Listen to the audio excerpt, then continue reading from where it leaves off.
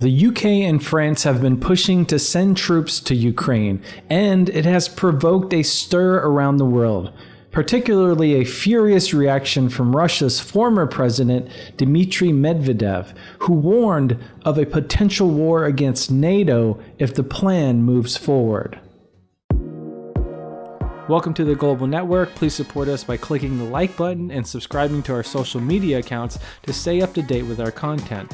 If you want to go further, consider joining our organization by visiting our website, spaceforpeace.org. The UK's Prime Minister, Keir Starmer, spoke at a high-level summit on March 15th, proposing to deploy 10,000 troops to Ukraine as a part of a coalition of the willing. French President Emmanuel Macron, on the same day, dismissed any notion that Russia has any say in the matter by saying, "Ukraine is sovereign. If it asks for allied forces to be on its territory, it's not up to Russia to accept or not." End quote. Macron has led many efforts to deploy European forces, framing it as some sort of alternative security guarantee for Kiev in the event of a ceasefire. UK Prime Minister Starmer echoed this by asserting the UK is prepared to commit military assets. I'm working closely with other European leaders on this, and I'm clear that the UK is ready to put boots on the ground and planes in the air to support a deal. Now, in response to this, Medvedev from Moscow posted on X an alarming statement, quote, "Macron and Starmer are playing dumb. Time and again they are told that peacekeepers must be from non-NATO states.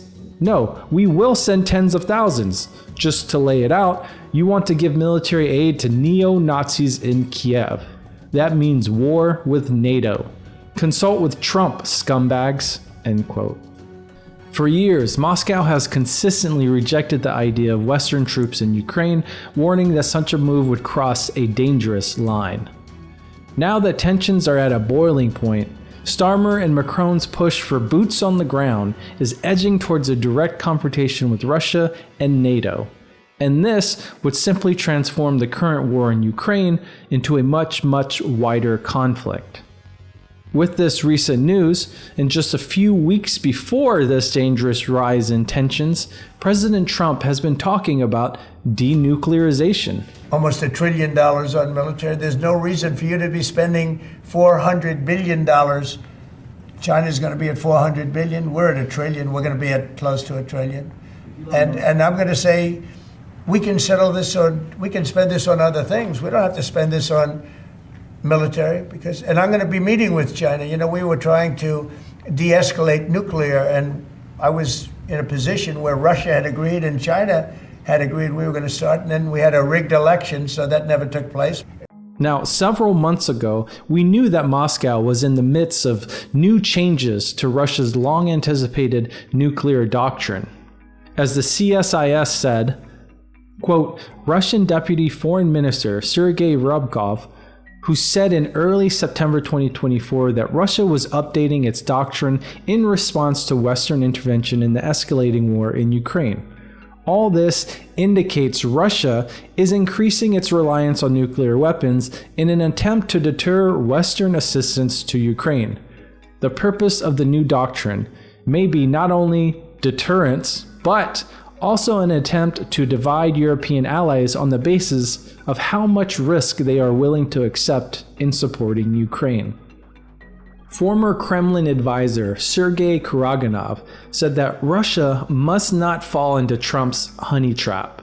He said that Russia must reject denuclearization, and he also explains how nuclear weapons remain the ultimate equalizer, and why Western European leaders, in his view, need a reality check.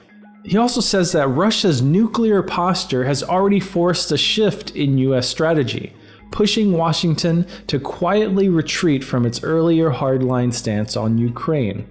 Now, Karaganov also spelled out why the US would even try to denuclearize, and in an interview with RT News, he said the following, quote, "The US, with its dominant scientific, technical, economic, and military potential, and with its strong all-purpose armed forces, especially the Navy, and with this advantage in space systems, is interested in reducing nuclear weapons.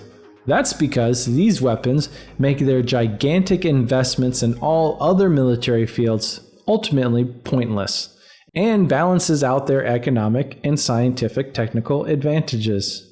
By dragging us into trilateral or even multilateral negotiations, the Americans want to drive a wedge into our relations with friendly China, end quote.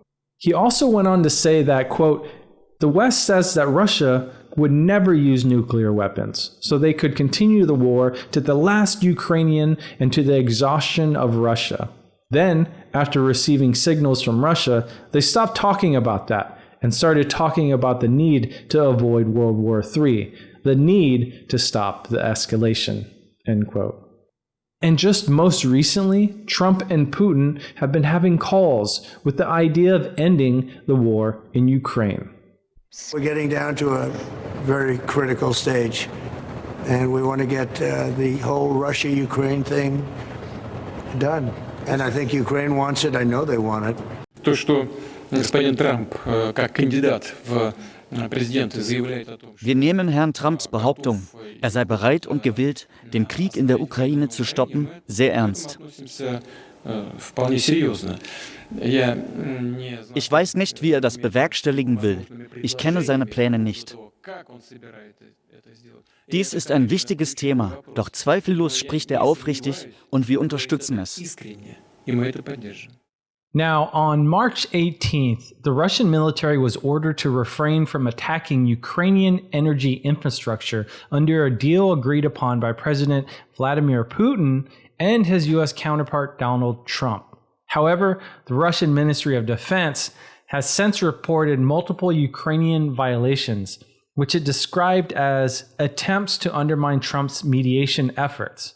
Moscow needs ironclad guarantees from the U.S., and Russian Foreign Minister Sergei Lavrov has said, arguing that only a, quote, direct order issued by Washington to Zelensky and his team, unquote, could make them observe any deal, given Kiev's long history of broken promises.